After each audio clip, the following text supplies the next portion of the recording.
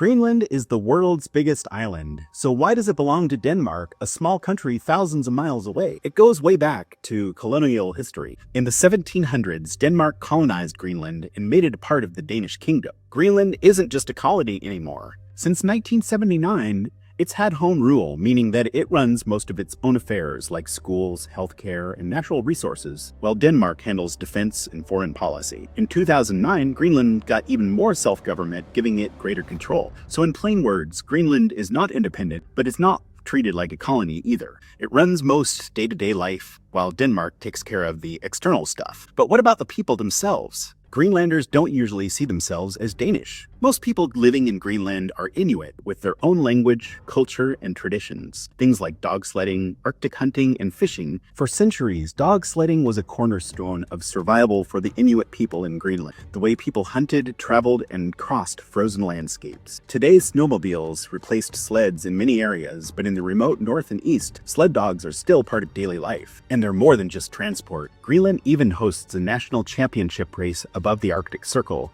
Keeping this tradition alive is both a necessity and a source of pride. Then there are Greenland's famous colorful houses. Those reds, yellows, greens, and blues weren't always for looks. They once had meanings. Red for shops, yellow for hospitals, green for telegraph offices, and black for police stations. The codes may have faded, but the colors remained. Set against the snow and rock, the bright wooden homes became beacons in harsh weather. Their style reflects Danish colonial influence, since Greenland has no forests or timber, and wood was imported from Scandinavia. Hunting, though, is where Greenland's culture runs deepest. For thousands of years, Inuit hunters have relied on seals, caribou, muskoxen, walrus, even polar bears and narwhals, not just for food, but for clothing, tools, and community survival. Nothing was wasted. Meat fed families, hides became clothing, tusks and bones were carved into tools or art. Each animal carried meaning. Seals and caribou sustained villages through harsh winters. Muskox wool, called kiviot, is one of the warmest fibers on Earth. Walrus tusks fueled carving traditions. Polar bears, dangerous yet respected, became powerful cultural symbols. And narwhals, the unicorns of the sea,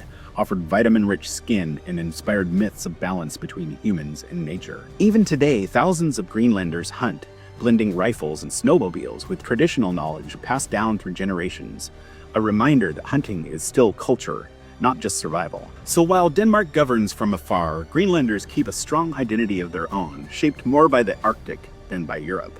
With their own culture and traditions, Greenlanders have a clear identity, but politically, Greenland could still choose independence someday. For now, though, it's still a part of Denmark. What do you think? Should the world's largest island be its own country?